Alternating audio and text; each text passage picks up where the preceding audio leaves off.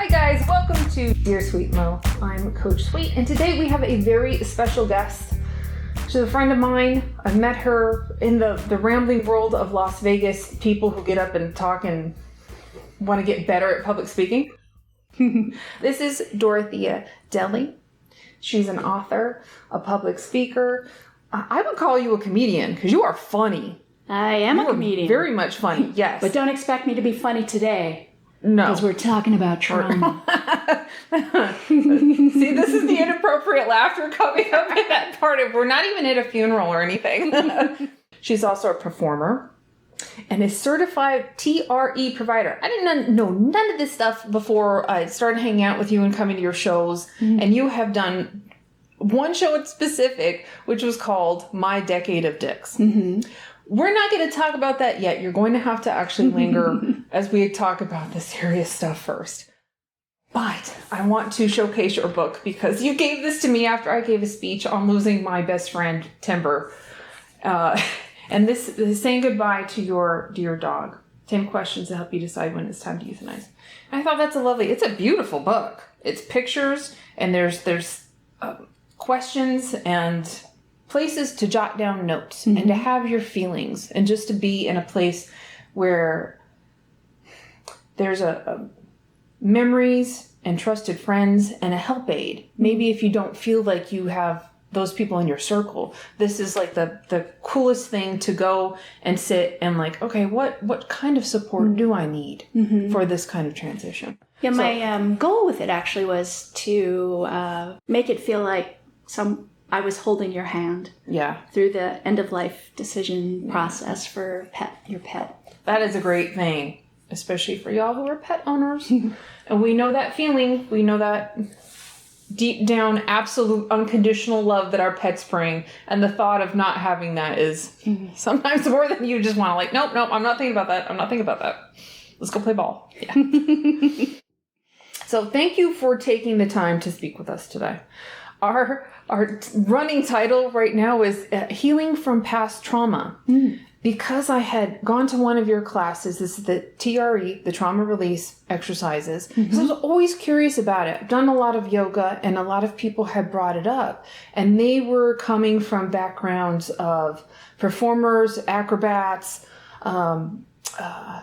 rape and trauma, childhood abuse trauma survivors who had taken that pain and said, like, I don't want to numb myself out. I don't want to be an addict. I don't want to be constantly on somebody's couch talking it out all the time. I want something that feels more natural.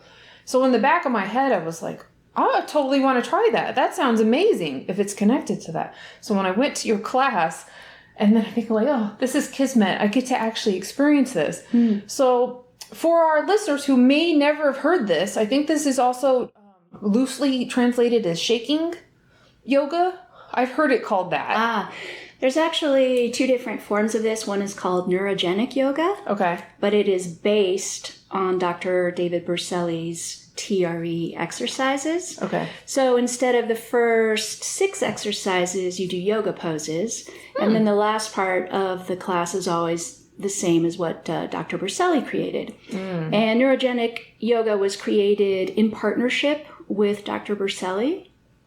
And he's the founder of Tension and Trauma Releasing Exercises, which we will call TRE from here on. Sure.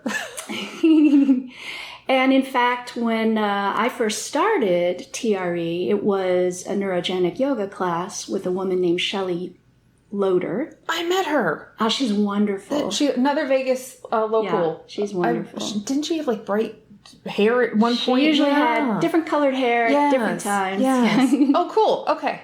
Yeah, so that was back in, I think, 2017. The yoga studio where I went started offering her neurogenic yoga classes. So that was my first introduction into any kind of somatic therapy. I'd been doing talk therapy for quite a long time. I was still struggling with anxiety, sometimes debilitating anxiety. Okay.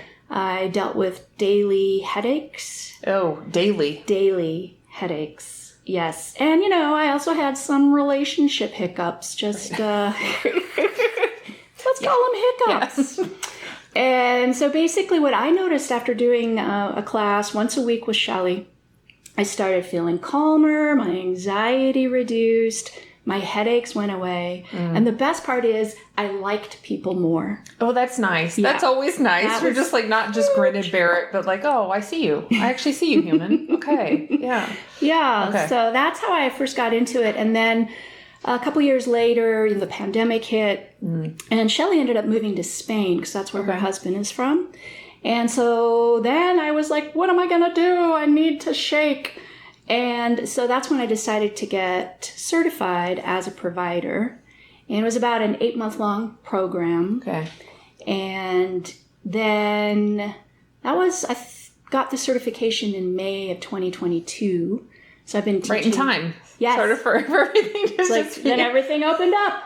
But I was ready. Yes. Yeah. Yeah, so then I've been teaching TRE ever since. Okay. Yeah. And this is a once-a-week thing that you do? I teach online classes. I also do private sessions. I do those in person or online. Yeah. Okay. So other people elsewhere can be like, well, that's not in my town. But they can contact you and just be like, I really need a private or just to watch it first.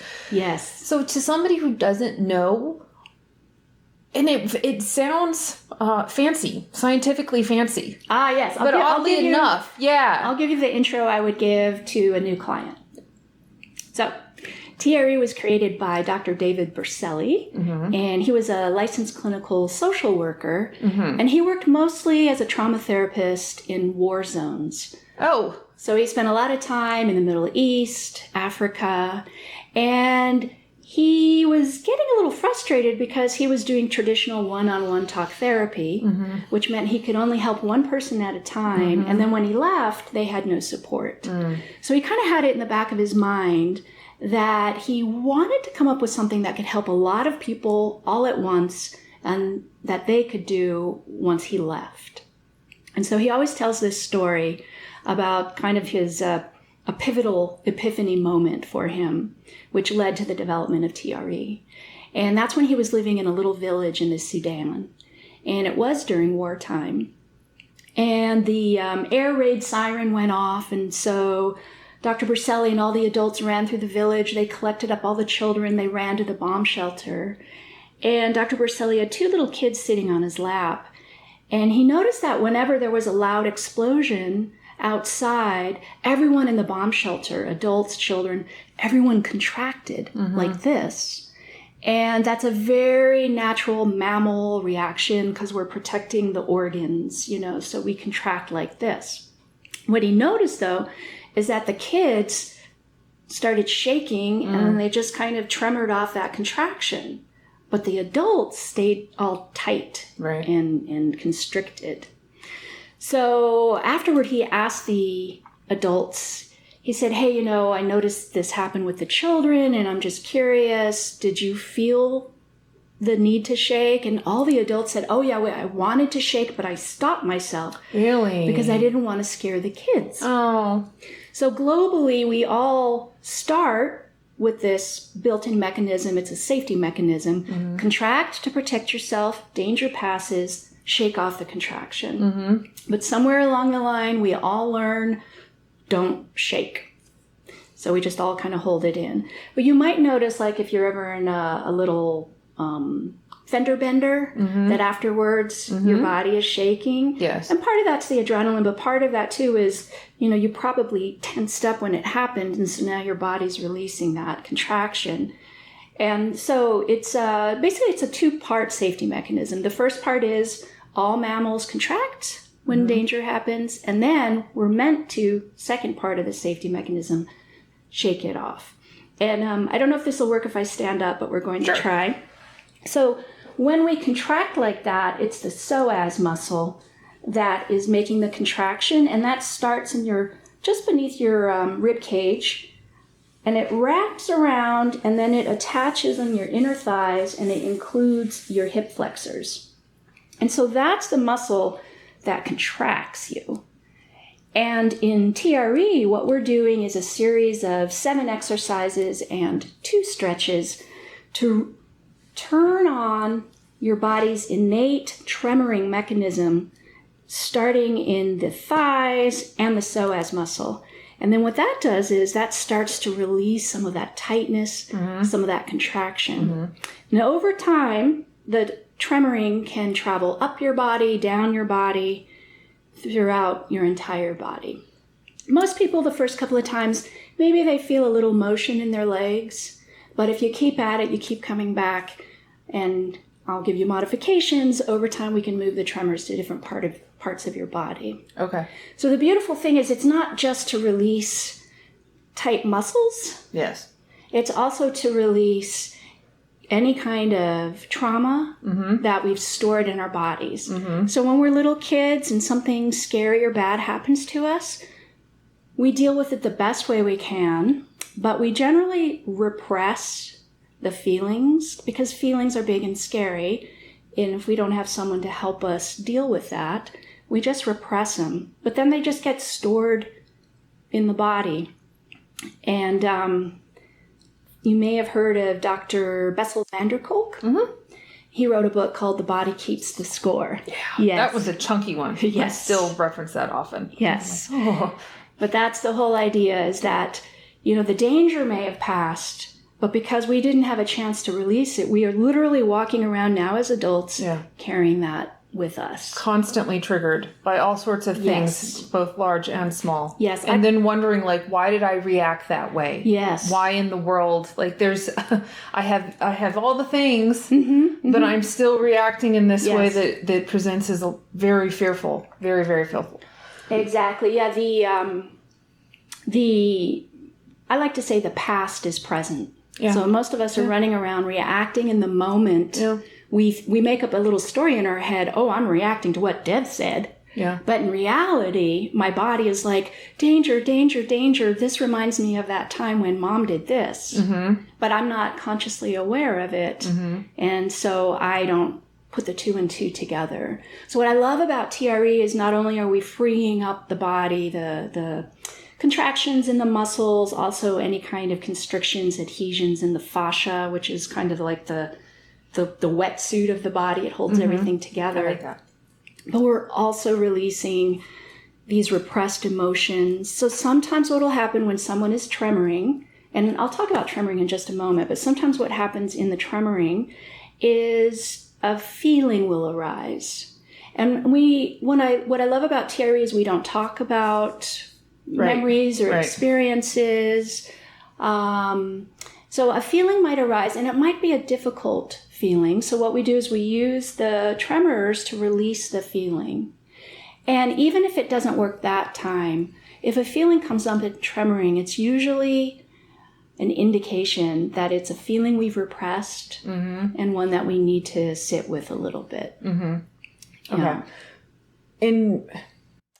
So a lot of people might be wondering, hey, if this is for me, maybe I don't have trauma, or maybe I don't want to relive those kind of thoughts and feelings and emotions. I've dealt this long without them. Why can't, at least in my experience going to it, I didn't know what was going to come up. I'm sure that there's stuff in my past that I haven't dealt with that certainly has to do with the emotions that I keep trapped in my hips. Specifically my hips. Ah, okay. Okay. Why I have low back pain sometimes. Why I had insomnia for a hot minute. Even doing all of the talk things, all of the therapy things. But movement was a key indication for me. It's like, I've got to get whatever that is out. It is looking for an exit strategy. I don't want it to be hateful words. I don't want it to be some kind of act of violence against myself. I don't want to suffocate it or drown it or whatever. I just want to okay, let's go. I'll go take a walk with you or something. But in the hips specifically, when I would take a walk, that's when my hips get tight. Ah, yes. Of all the things.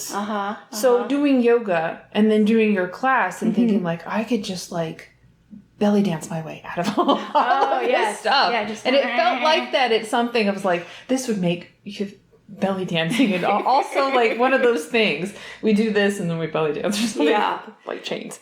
Most of us tend to hold a lot of tension lower down, kind of where the hips connect. And so you might feel it. You might have a tight diaphragm. You might have tight hips.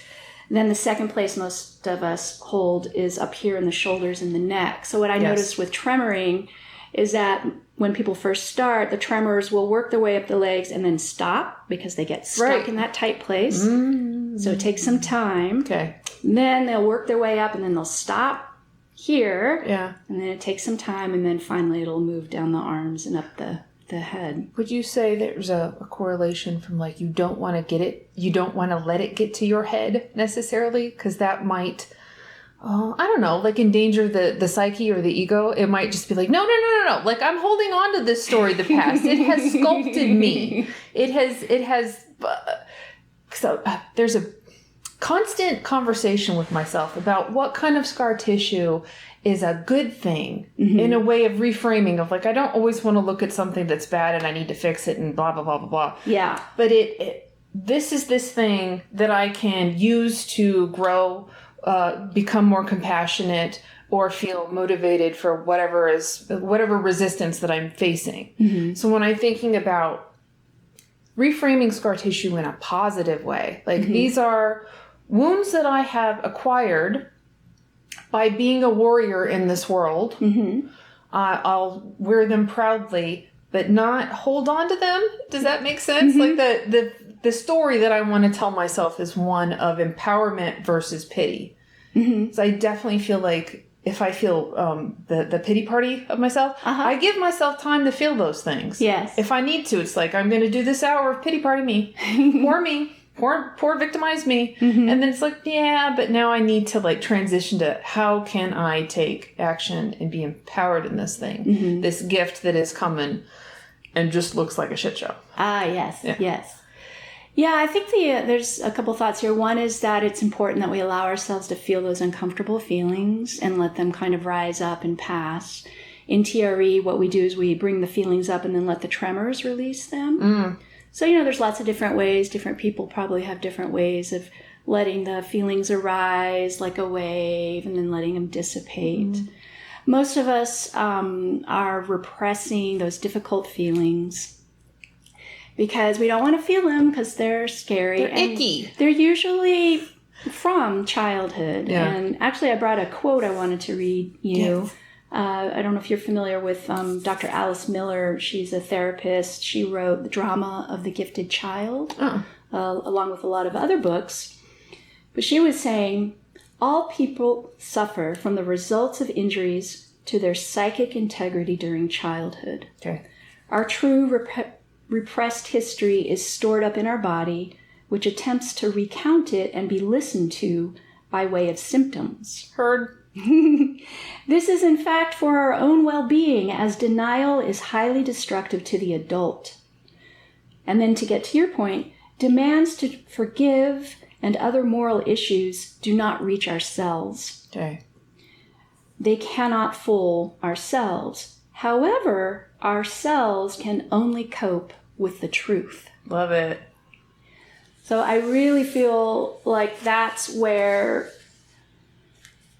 it's about allowing. What I love about TRE too in relation to this is that what we're doing is, most of us, we just cut ourselves off. We're just, the body's a vehicle carrying around the head all day.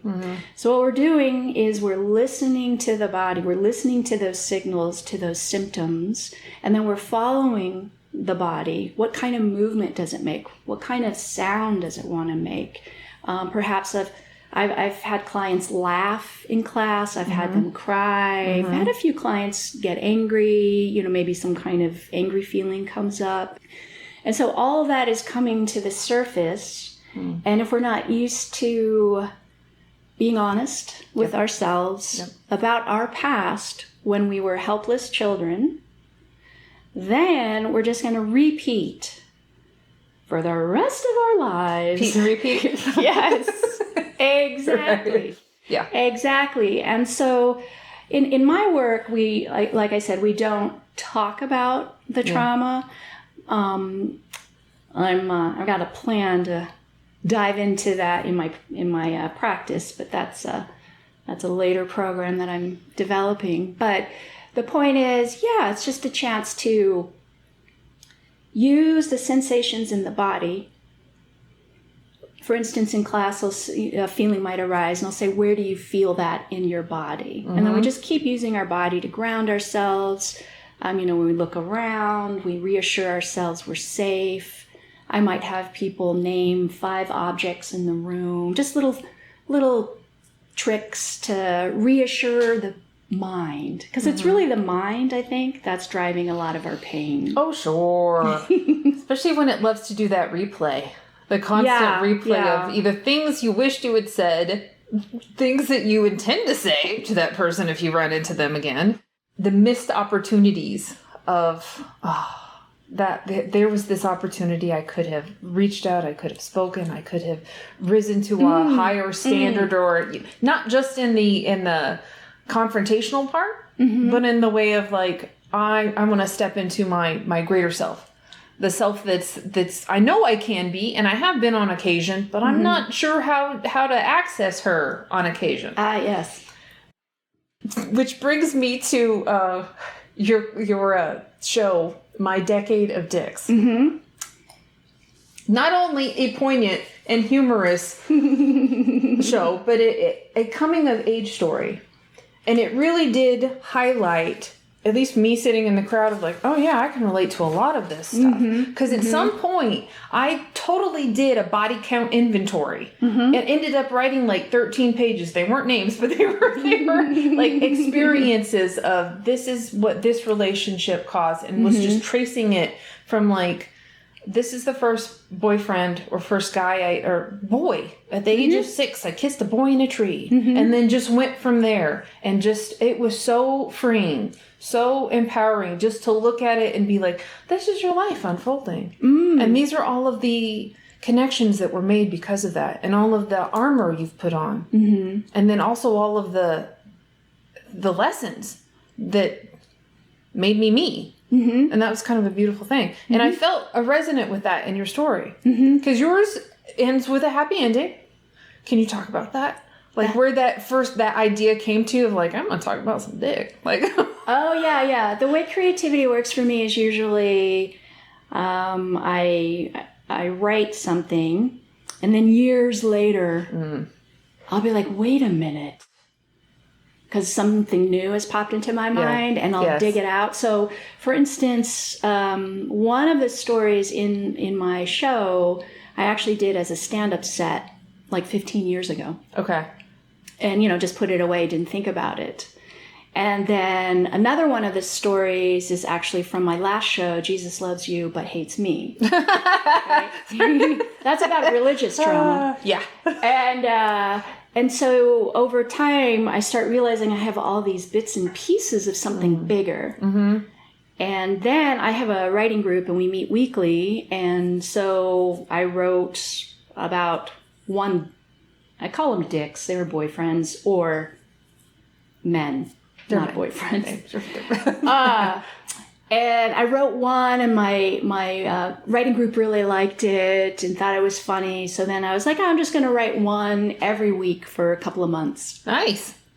And so that was kind of the original impetus. Yeah. It's been rearranged quite a bit, even since you've seen it. Okay. But yeah. So, but it's kind of an arc. So I don't get in the show, I don't really talk about this, but since we're talking about trauma, I think it's a good time to talk about it. But ultimately, as a child, we come in with this pure self. Yes. And we have this pure integrity. Yes. And then things happen to us, maybe with our parents or siblings or at school or society, whatever it is. It happens to everyone. And we learn to hide that true self. And then we get to as an adult, and kind of like what you were saying, you're trying to reconnect with that part of you. Yes. And I think that's in my show, that's really what was happening. Is I started off being told a woman needs a man in order to be valuable. I didn't get there was a very conditional love in my childhood. You were loved if you followed the rules. And I was kind of creative and weird, and I didn't like rules. And so I was kind of always fighting that. And then plus I did grow up in a religious home. And so I was also had the rules of God and sin and going to hell. And it was just kind of a lot to carry. So really the arc of the show is me time after time after time repeating that wound from childhood, trying to get love. And I've heard this, I don't know if I agree with it, but men use love to get sex. Okay. And women use sex to get love. I think it's a fun generalization. It can apply to a certain stage in a person's life. Yes. And I would have to say, teenage to early 20s. That's definitely what I was doing. I was conflating love and sex into one thing and not valuing myself because I was totally detached from that pure essence of who I was as who I came into this world as, because I had learned, hide that, don't show that, you have to earn love, and also expect betrayal. That was always... if it's a man, it's coming attached with that. It was always kind of an ongoing expectation, so... I don't believe, by the way. I don't believe that. I think that you can actually call upon that reaction if you think a certain thing about a person. And then they'll show you. If you keep looking for it, they're going to show up. Yeah. They're gonna do what you ask for eventually. In all fairness, my worst betrayals have been from women. Friends, bosses, family members. Yes. Okay. Yes, I really feel that was... And I already didn't trust women because of my relationship with my mother. Okay. So I was really looking, I think, to the male world. I just felt more comfortable with men. Same. Yeah. Same. Just great mom, but at the same time, I'm just like, men are a lot more honest in some ways. Yeah, They're just like, we'll cut to it. We'll cut to That's the chase. True. Yeah. That's true. Yeah. And I found most of my closest friends were usually boys or men, so yeah. But yeah, so the going through this arc of just like one, may we swear? Sure. One fucking dick after another, one fucking dick after another, just over and over and over. And then just kind of like, what's going on? Yeah. Why do I keep ending up in these situations? And it's so much easier, kind of what we were talking about earlier, to like, blame the other person. Yeah. But in reality, it was my past was present. I was repeating this idea I had about myself that I'm not valuable, unless I'm loved, and you have to earn love. And the only way to earn love is to pretend you're someone you're not. Because if or people a multitude of people, depending on the day. Who it is, who you're with. Right, because if they see the real you, oh dear. Yeah. Yes. And especially for a very creative person. Yes. Who's intense and intelligent and funny. That could be startling. Yes. Yeah. Yes. I think it worked some of the time. I'd find people who kind of resonated with my sense of humor and sense of creativity. But, the guy I was engaged to before the person I've been with for 30 years now, that guy was like totally a suppressor of my light. I'm so grateful that relationship didn't work out, even though it was a very painful breakup at the time. But there's a part of my Southern heritage is like, oh, bless his heart. Yes. Yes. But maybe we could talk about the nervous system a little bit, because actually kind of... Let's see if I can relate it to my dick show. All the nerves, all the sensations. Yeah. It's amazing what trauma gets trapped in the erogenous zones as well. Oh, yes. Yes. I think that's one of the reasons down, and especially for women, I notice. Yeah. Right in here is where we hold a lot of tension and tightness. So tremoring tends to get stuck here, whereas most of my male clients, they have no trouble getting the tremors to move up through that area. Just find that fascinating. And it's anecdotal for me, but yeah. Okay, so like with the nervous system, what you were saying earlier about, you get into an argument with someone, or you wish you would have said something, or you're kind of ruminating on why didn't I do this or whatever. Well, so what I wanted to do is, we'll do it sitting. We'll see if this works sitting. If it doesn't, then we'll redo it later. Guinea pig me. Okay. So what we're going to do is I'm going to ask you to say your name with a little dance gesture, and then we're going to do it together. And then I'll do my name with a little dance gesture, and then we'll do it together. Okay. Okay. I don't want to do jazz hands. No. The first. I want to do belly dance hands. Thank you. Which is, oh gee, why is this hard now? I'm Devora or just Devora? Just your name, yeah. Just Devora. And we'll do it together now. Yes. Devora. Devora. Yes. Yes. Okay. Dorothea. Okay, excellent. So, when I asked you to do this, yes, what was your first reaction? Did you get angry at me? Did you want to run from the room? Did your mind freeze up and you weren't sure what to do? Or did you want to do the right thing and do it well? None of the above. What? Okay. I was searching for the thing that fit me best at that moment. Ah, yes. So I was going through a Rolodex of movements. Yes. Because I am an overthinker. Yes, so I would put you in, the reason I asked, so this is a little trick I use in my workshops, is I'm purposely triggering your nervous system to see what stress response you use. Fight, flight, freeze, or fawn. What I saw is you froze. Okay. And you kind of did a freeze and a fawn. Fawn is like people pleasing. Okay. Oh, no, totally. Yeah. So yeah. So you're like, fawn I don't is just know. like, yeah, I can lean into that. Yeah. Yes. Because usually it's like, maybe you're like, oh, I don't know. Should I do this? Should I do that? That's freeze. Okay. And then you're like, oh, I want it to represent me, so that felt like maybe you wanted it to please me or maybe please yourself. But So I would kind of put you, the reason I bring this up, and I have a handout. I don't know how to work on that. We'll put it up on the screen. We can recreate I'll take a picture of her. When we are hyper aroused, that's when our nervous system goes into fight or flight. Mm-hmm. When we're hypo-aroused, our nervous system goes into freeze or fawn. Okay? That makes sense to me. I would typically, depending on the situation, I want to fight it out, but more often I will probably do fawning, as in, I'll make this person come to my side by buttering them up or something. Yes. Or, smiling, something, leaning in. Yes. Exactly. And we all use all four of these at different times. But my theory is that we all have one we default to. Yeah. And if that doesn't work, we automatically go to the next. Right. Our kind of secondary default one. Okay. That's my theory. So let's do one more activity here.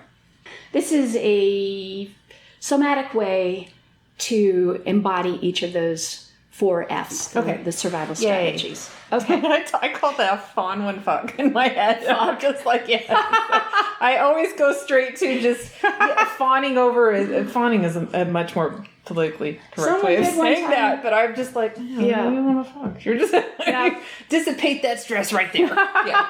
Okay. Someone did one time suggest I add a 5th F, fuck, but I'll work on it. Yeah, I don't know.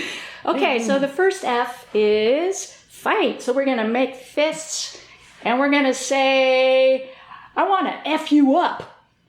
I want to F you up. Yeah. Okay, the next one is flight. Okay. So we're going to say, I want to get the F out of here. Okay. So I want to get the F out of here. Okay, so the next one you can kind of make fists. Rigid arms. Yes. And it's like, I don't know what the F to do. Okay. So, I don't know what the F to do.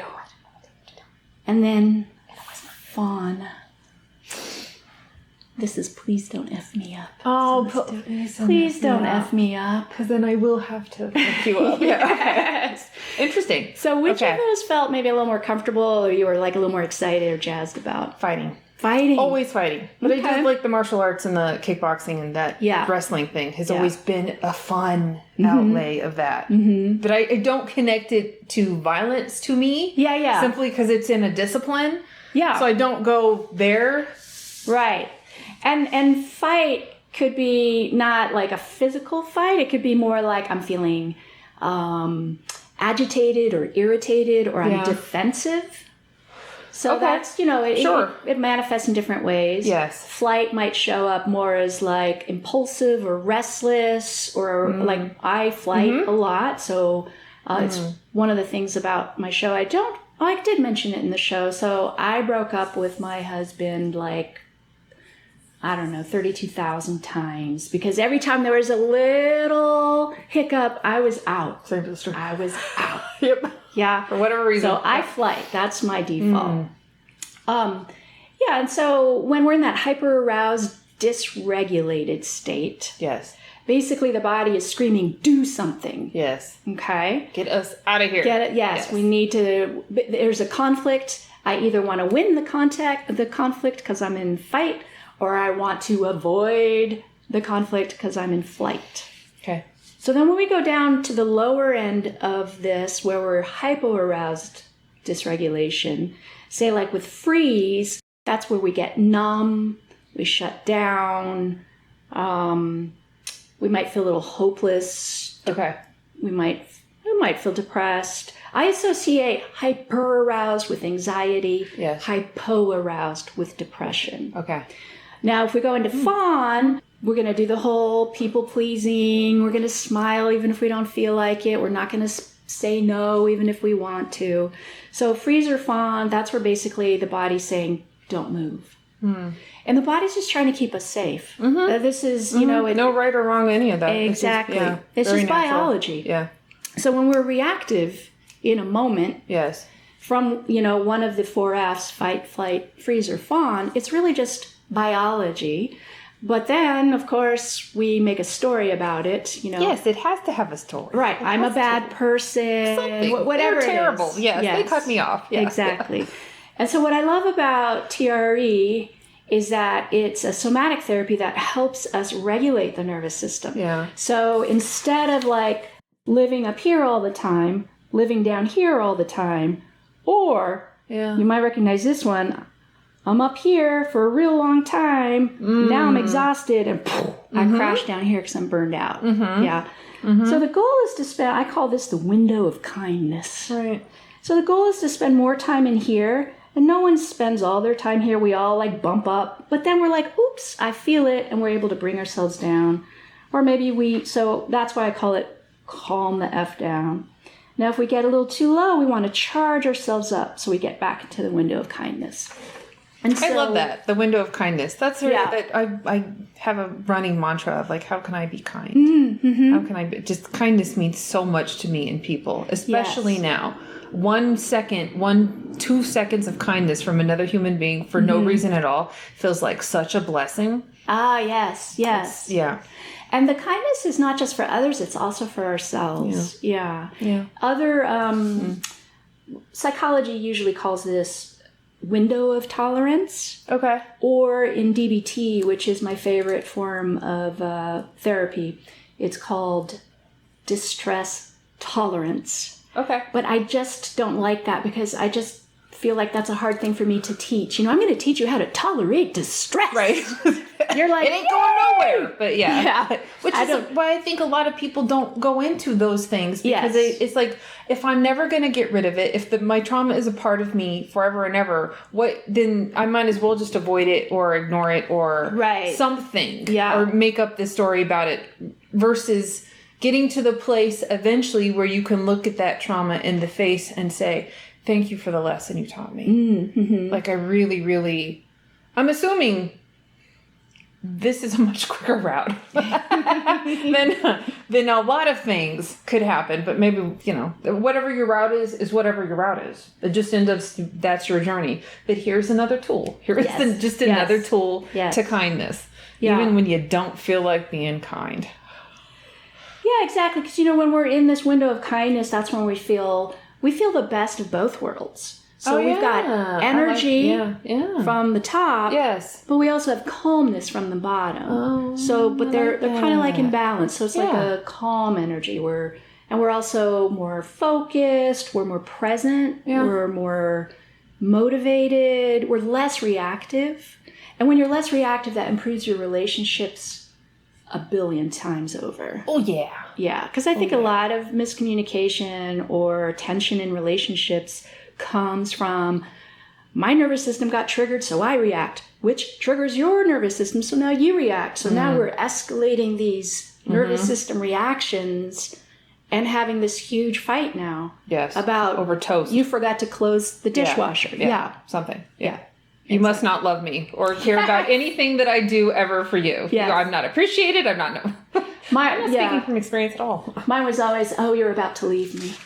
Okay.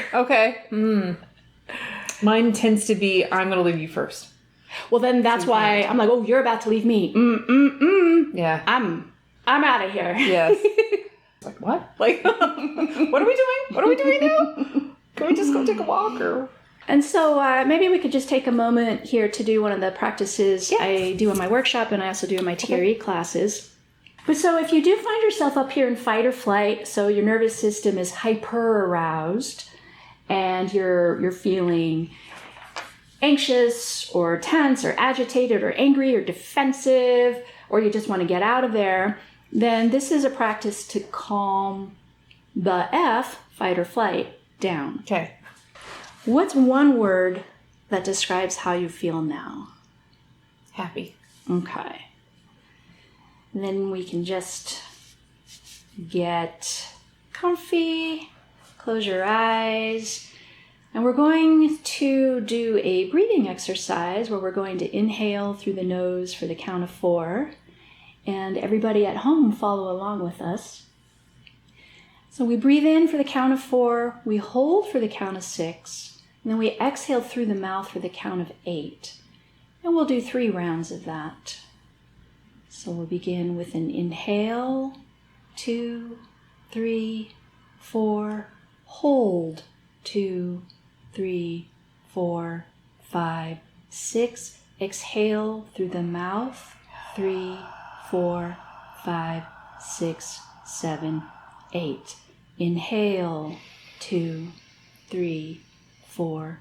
Hold, 2, 3, 4, 5, 6. Exhale, 2, 3, 4, 5, 6, 7, 8.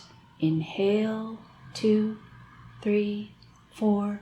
Hold, 2, 3, 4, 5, 6. Exhale, 2, 3, 4, 5, 6, 7, 8. And then keeping your eyes closed,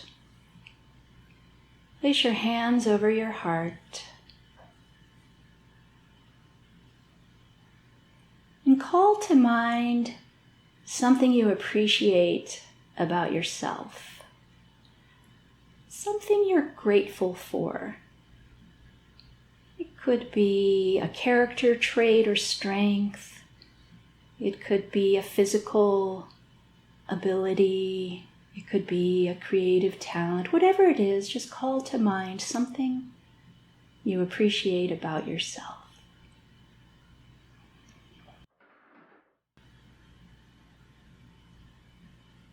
And you can release your hands, slowly flutter your eyelids open. And what was it you appreciate about yourself, if you're comfortable sharing? I'm very flexible. Flexible. I love being flexible. Mentally, spiritually, emotionally, bodily. It's a joy to stretch and contract. Oh, nice. Yeah. Nice. Okay. And let's give gratitude for your flexibility. So what I appreciate about myself is the way I like to take a complicated idea and gamify it. I like to make things fun. And so I guess it's my creativity. Yes. So I appreciate grateful that. for my creativity. I'm very appreciative. Yes. And now what's one word that describes how you feel? Calm. Calm. Okay. Yes. Well, like a tree, though. I don't know why I had to get into that. Tree. A very flexible, yes. Yes. But chill freaking tree. It's like seen it all, been through the seasons. We're good. Yeah. Wonderful. Yeah. Wonderful. Yeah. So you went from happy to calm. And I would say that I would change my happy to more excited. Happy. Now that I thought about it, and I was like, we're in that spectrum of just being a little bit excited. And there's happiness there too. It's a good excitement, but yeah. Yeah. And so we're not after trying to change the emotion from something bad to something good. Yeah. We're just noticing that a little 1 or 2 minute practice can change our mood state. Yes. Which means we're not stuck. Yeah. We have options. Yeah. It doesn't have to rule everything. Yes. Yes. I do like believing, at least part of the time, that I do have some kind of control over the way I feel. Mm-hmm. Even if that's not always true. That's okay, though. It's just like, well, I could choose to feel different. Mm-hmm. I could right now. Mm-hmm. It's just an option. Yeah. Well, you know what happens when our nervous system gets activated and we go into fight, flight, freeze, or fawn? Is our prefrontal cortex goes offline. I feel that. Yes. Yes. And so then it's the animal. We can't think. Right. We can't make a good decision. Right. We can't solve a problem. We're in this very primal reactive mode. Yeah. Yeah. So anything we can do to kind of calm down the activation will give us access to that thinking brain again. And then we can look at things. Options. Yes, through a different lens. Right. So I want to go over the different types of trauma because there's a lot of different trauma. Trauma right now is one of those trendy words that's getting thrown about like confetti. And I feel like we don't necessarily agree culturally what it means. So I'm going to tell you what the psychologists and the neuroscientists, how they view the different types of trauma. Okay. And this does come from also from Dr. Berselli in my TRE training. And the two major buckets of trauma are acute, just like something happens, something big happens, maybe car accident, or maybe you're a soldier and you're involved in some kind of bombing. That's like something big happens. Okay. Chronic trauma is more like, say, emotional, physical, sexual abuse as a child that just goes on and on and on. Mm-hmm. Chronic trauma could also be staying in a relationship with an abusive partner. Mm-hmm. It could be, I guess it could be an abusive boss too. Been there, did that. Sure. So it's anything that's just like ongoing. So those are the two You're big always buckets. in defense mode. Always. Yes, and so you never get a chance to relax. Yeah. And when we don't get a chance to relax, we tend to self-soothe. Right. AKA medicate. Yeah. And so that's when you're going to do whatever it is you do, and you know what you do. You might scroll on the phone for hours on end. You might eat too much, or you might not eat at all. You might start a fight with a loved one. Mm-hmm. You might exercise too much. That's you know, all the different ways that we have of soothing this distressing feeling instead of working with our nervous system to regulate the distressing feeling. Yeah, very, very common. We all do it. It's very natural. Okay, so now let's get into the kind of the different types of trauma. There's something called vicarious trauma. Okay. Which is maybe we witness something and we feel the pain of that other person, or we're traumatized by witnessing something. Okay. So we ourselves weren't physically hurt, but we witnessed something happening to someone else, and that does traumatize us. Yes, we're very empathetic beings. Yes. Like for the good of the tribe. Mm-hmm. Yeah. Mm-hmm. Yeah. Another one is compassion fatigue. So if you're a caregiver. Oh, wow. Okay. Yes. Yeah. And you are in a situation where you're taking care of a loved one and maybe you're not able to take care of yourself, then over time you can burn out. Mm-hmm. And so that is also a form of like a chronic trauma. Mm-hmm. We have cultural trauma, which would be something that we all experience together all at once, like COVID. Right. We have relationship trauma. And I love this idea that we were harmed in relationship as a child. Mm-hmm. Most of us in some way. Our first betrayal came from someone we trusted. So we were harmed in relationship and we heal in relationship. Yes. So I really love groups that work together on their healing, because I feel like people need to be need to connect to other people. It's so much quicker. It is. Than like, let me journal every day. Let me just be, in a circle that's supportive and focusing on strengths versus criticisms, that kind of modality. Yes, because it is kind of isolating, and then also too, you're all up in here in your head, right? And you don't know what other people's like. Oh, wait a minute, that behavior was not okay, but nobody had ever told you that, so you're internalizing. I did it. Yes. I did this. I caused this. Blah blah. Right. I know that takes a while to reprogram. Yeah. Yes, exactly. Yeah. Another type we have is mass trauma, which would be something like a natural disaster. Okay. Floods, hurricanes, that sort of thing, where an entire community is affected. The fires that are happening all over the West. Yeah. That kind of thing would be a mass trauma. Then we have intergenerational trauma. Oh, lovely. Sometimes called ancestral trauma. Okay. But that's where the trauma is passed in the DNA to the next generation. But it's also passed if the parent, let's say, has unresolved trauma from their childhood, even if they don't mean to, they will probably recreate some version of that as they raise their own children. Yeah. Yeah, and so it just gets passed on. Yes. Yes. Yep. Gestational trauma. So, while you're in the womb, if your mother is experiencing some kind of trauma or abuse or stress in her life that may affect the fetus, then that is also a possibility. I want to add to that, because I've had some clients, birth trauma as the mother giving birth. The whole cord thing. Oh, okay. Oh, as the mom. Got it. But you're right. It also for the baby. Yeah. Now, this is one I've added, although it is becoming more well-known now, which is religious trauma. It is coming. Well, it's been, but we're hearing more and more about it. Yeah. And inevitable. I believe it is emotionally, psychologically abusive to tell a small child that they are going to burn in hell for all of eternity. That's a rough one. My little child brain was very imaginative, and I was terrified all the time. And I was also taught that God is watching. Right. So I always felt I was extremely hypervigilant as a child. Always, I was worried about what my parents were about to do or say, and then I was worried about what I was doing that God was seeing. It was just like I was so tense all the time. Thus, the daily headaches. Right. That was my physical symptom of all of that. And then we have systemic trauma. So we have systems of oppression in our culture, like racism, sexism, transphobia, that sort of thing. So if you're part of one of those groups... Yes, constantly targeted. Yes, you have a whole other layer of trauma. Yeah. Yeah. And then finally, just daily life. It can be stressful. Stressful.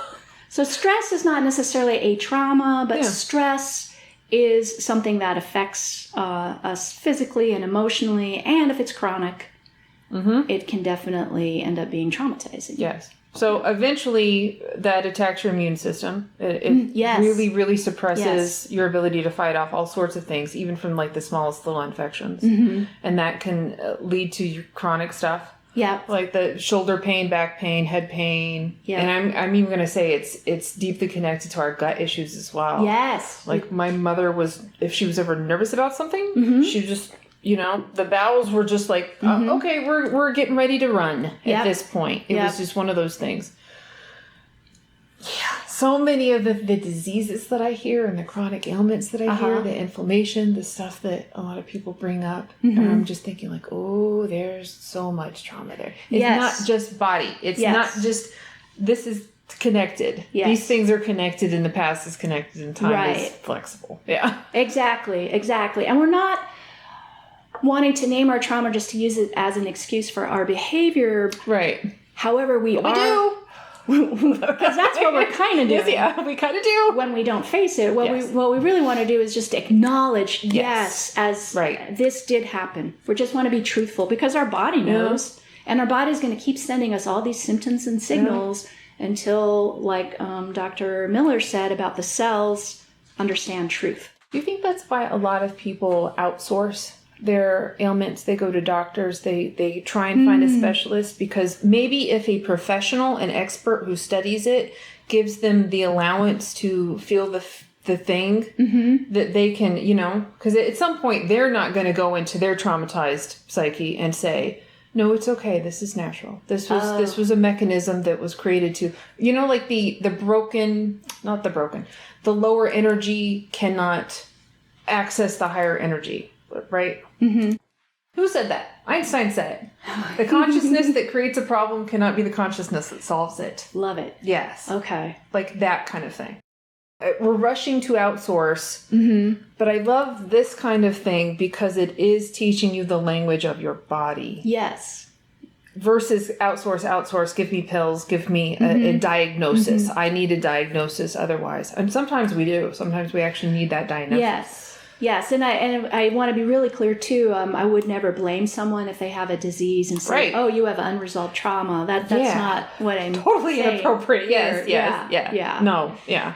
It's just one more symptom possibly to something, right? Or not, or you got in a car accident and your foot's gone. Yeah. Yeah. So there's Dr. Gabor Mate, I believe is how you say his name. He's a Canadian physician. And he noticed in his patients that had a certain type of disease had similar childhood traumas. No surprise. And he's really fascinated by that. And so he's basically dedicated the rest of his career to try to understand that. And the pattern. Yes, they're just patterns. Yeah. And again, not to blame the patient, but just to understand why is that. We can't help it if we don't understand it. Like, yes. if I'm busy judging a thing, I'm not gonna remotely help or heal or just even like, oh, thank you for clarifying that for me. Thank you for educating me. I just can't do that. Okay. Right. Okay, so I love that. I have never heard those all in one sitting. You get splashes of different kind of traumas, and I don't like the confetti style because it seems to like minimize and maximize different ones. Yes. Cherry pick what you think it should be. Yes. Right. Yeah. Right. And then we get into that comparison loop of my trauma is better than your trauma. I know. I'm more victimized. I deserve more attention. You gave me an idea for a sketch, though, the Trauma Olympics. Oh, yeah. Well, speaking of sketch ideas and humor and laughter and that sort of thing, let's talk a little bit about laughter as healing. Yes. Considering it's almost, it's going toward a realm of if you laugh at something, how dare you? I feel like that. At least PC, in... Yeah. Yes. Yeah. And we're really, really missing out on the opportunities to connect and heal and not take everything so serious. Mm-hmm. Yeah. That's just more anxiety. Mm-hmm. More anxiety about trying to be perfect and trying to be right. Say the right thing. Yeah. Yeah. Be the right, don't carry offend the right anybody. Flag. Yeah. Yes. Yes. Right. Well, let's do a little quiz. Okay. How many times on average do you think a 4-year-old laughs a day? Ooh. 20. 300. That's great. That makes me so happy. That is such a happy fact. And then how many times on average do you think a 40-year-old laughs per day? 4. Close. If they're lucky. Yes, if they're like doing something that's actually promoting it, or they stumble across a meme that somebody sends them, or I don't know, somebody walks by and tickles you. You just, yeah. Yeah. I think the research that was done on this said about 5 times. Okay. So the 40-year-old, so we go from laughing 300 times as a 4-year-old to laughing 5 times a day as a 40-year-old. Yeah, no. Yeah. Yeah. So there might be a little something there too with why we're feeling so stressed. I mean, shit is always happening in the world. Yep. That is the truth. Yep. I have found personally, if I can find a way to laugh, not laugh at people per se, but just laugh, maybe laugh at something that happened or laugh at myself or just share a laugh. Yeah. It actually, research shows it does calm the nervous system. Yeah, give me those endorphins. Yeah. I don't care what you're laughing about. I'll laugh with it. Like, it can be really stupid stuff. Unless it's a dad joke, and then I can't. Mm-hmm. Like, I just can't. I try so hard, but I can't with the dad jokes. Yeah. They're not my fave. Yeah. But part of the reason laughter works that way is because we're using our diaphragm. Oh, okay. So that's shaking the stuff. Exactly. So it's a little shaking. And also we're taking deeper inhales. Yeah. And then laughter. So if your exhale is longer than your inhale, it naturally calms the nervous system. It activates the parasympathetic nervous system. And so it's just kind of like a little tricky way to calm the nervous system down. And of course, you're releasing some of those feel-good endorphins and things like that. It feels like champagne in your blood. Yes. Give me the bubbles. Yes. Jean Houston says that laughter congregationalizes the soul. Ooh. And to me, I have experienced that as an improv comedian, as a TRE provider, as, anytime, maybe with a group where you're all singing. Yeah. But when you come together as a group and there's shared laughter. Yes. Suddenly now, I had an improv teacher, Liz Allen, used to talk about group mind. Okay. So, like, there's me, there's you, but together and above us, there's our shared group mind. Yeah. So when we're in a group and we're sharing laughter, we're kind of creating almost, I think of it as an external nervous system. Okay. Yeah. That we're all part of. Yeah. So laughter is just a nice way into that. I use improv games in my TRE classes. I also teach some workshops. But I do that on purpose to help people feel connected. Right. Because we want to create a safe place where they feel like they can do some of that tremoring, release some of those, the tightness or the difficult emotions, whatever it might be. Can I ask, and we'll cut this if it's not appropriate. Sure. What is the median age of people who find your classes? The youngest I've had is 18. Okay. And the oldest is in her, 74 maybe. Okay.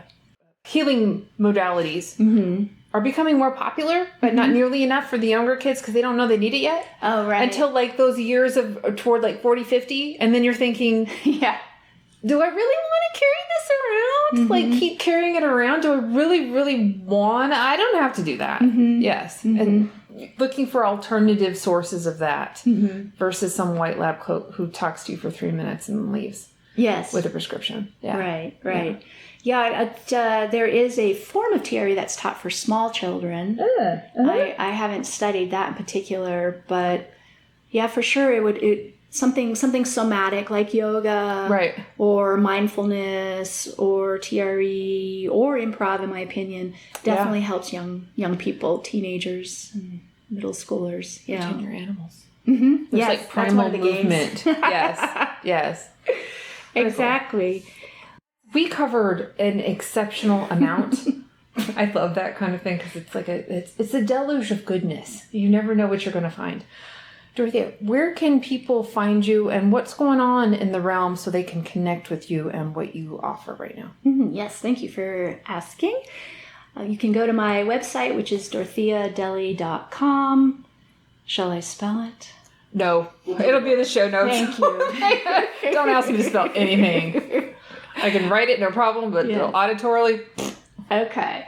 And if you're local here in Vegas, you can find out more about my Friday TRE classes there. If you don't live locally, I do offer private sessions online anywhere in the world. Private TRE sessions for individuals, couples, could be partners, siblings, friends. So I would love to meet you online if that's an option for you. And then the final thing is, if you are a pet owner and maybe your pet is sick or getting older, my book, Saying Goodbye to Your Dear Dog, can be hopefully a holding helpful hand, a little hug from me to help you make end-of-life decisions for your pet and also take care of yourself. Yes. Awesome. Thank you so much for joining us. I love talking about all the tools that we can actually use right now. And you gave so many actionable tips. So I hope you guys found it very helpful. If you have questions, please reach out to her. Please contact me. We'll have information in the show notes. And as always, our message here is if you can't be good at it. I think Dorothea actually exemplifies that very, very well. From all of us at Dear Sweet Mo, we say thank you and see you next time. Thank you, Deb. Thank you.